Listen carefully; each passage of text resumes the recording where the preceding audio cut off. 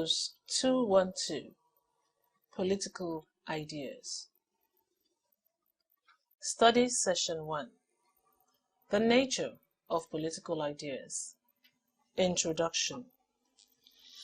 In this study session, you will learn about the basic nature of political ideas, how political ideas arose, the questions which they are designed to answer, and the different ways in which they have answered them. When you have studied this session, you should be able to define and use correctly the keywords printed in bold letters.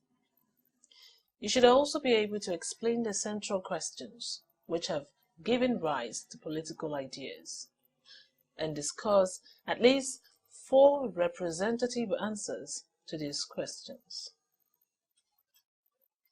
Central questions to political ideas. Political ideas arose out of attempts to understand and explain political life. There are many questions which political ideas seek to answer, but generally, these questions relate to the origins of the state and the justification for its existence. Some of the specific questions which political ideas seek to answer are: just what is the state? How did it emerge? Does God ordain it, or is it the product of a common agreement among citizens? Does the state promote good or evil? How much power should the state have, and in what spheres of human activity? You should also know that the concept of the state is central to political ideas. Pick up as many dictionaries as you can find and write down the definition of the state in each of them. Look for introductory texts on political science and also see if you can find additionally very good and clear definitions of the state. The state is a sovereign or independent association exercising authority over defined territorial boundaries and people through the machinery of a government. Although government and the state are often used as if they mean the same thing, you should realize that government is simply the machinery or institutional framework of authority in a state. Some answers to the central questions of political ideas. In this section, we shall consider some specific answers to the central questions of political ideas that are highlighted in study session 1.1. The answers we shall consider in this section includes divine theory, the force theory, natural or organic theory, the social contract theory, liberal theory, socialist theory, and conservative theory. Divine theory. This is perhaps the oldest of the ideas on the origin and nature of the state. The divine theory simply states that God himself ordained and established the state. The rulers are therefore regarded as descendants or agents of God, and opposition to them must be regarded as opposition to God. Natural or organic theory. This political idea argues that the state arose out of people's natural desire to interact with their fellow men and achieve moral perfection. Accordingly, then, people are human only within the state, and an individual outside of the state was either a god or a beast. The state is an organism, and the citizens are its organs. The government is the brain of the state, and its task is to control other organs, the citizens, in the interest of the whole organism. The force theory. According to the force theory, the state arose out of conquest and domination of the weak by the powerful. There is no ethical or moral justification for the state. Rulers govern because they have the power to do so, and subjects obey because if they did not, they will be punished heavily. In other words, the subjects are merely the tools of their rulers. Social contract theory. According to liberal theory, the state is needed to provide security of life and property and to settle disputes which cannot be resolved directly by citizens themselves. Beyond the protection of life and property and the settlement of disputes, government intervention in social life becomes unnecessary, oppressive, and illegitimate.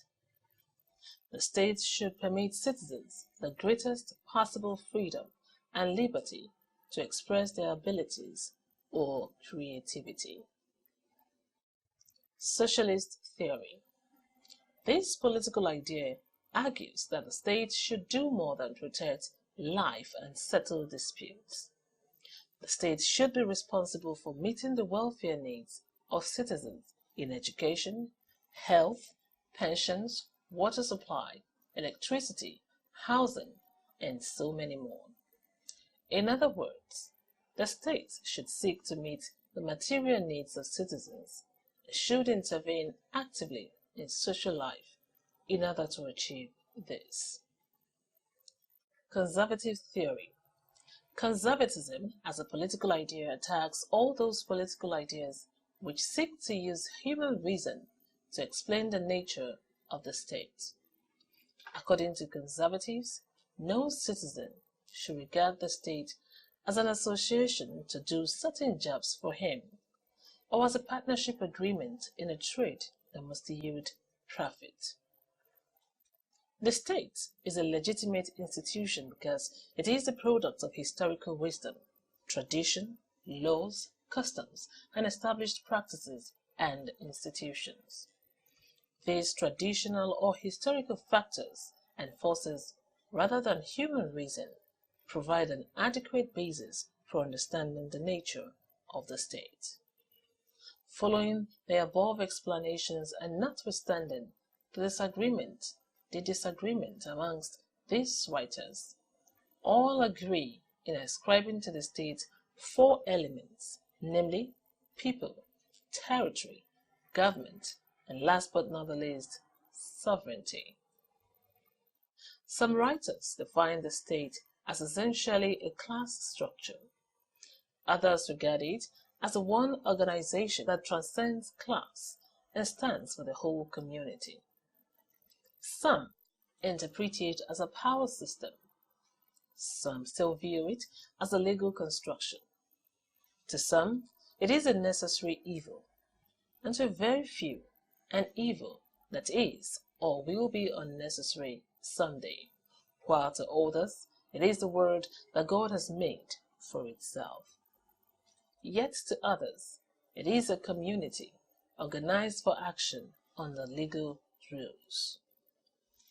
Taking cognizance of all such considerations, Ghana gives a matter-of-fact definition of the state as a community of persons, more or less numerous, permanently occupying a definite portion of territory, independent or nearly so of external controls, and possessing an organized government to which the great body of inhabitants render habitual obedience.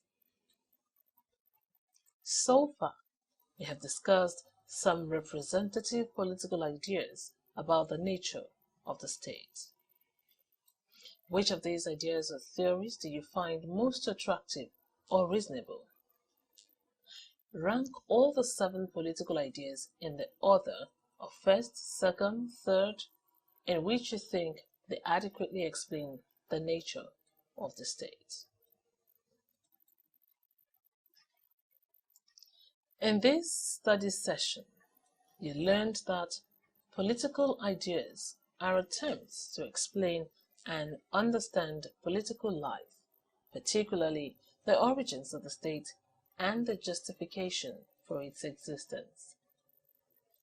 Political ideas differ greatly in the answers they provide to questions regarding the origins and nature of the state.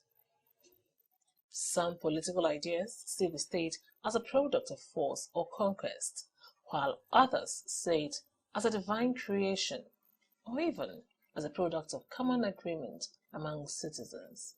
Some political ideas envisage a limited role for the state in social life, while others expect to be an active agent in the lives of citizens.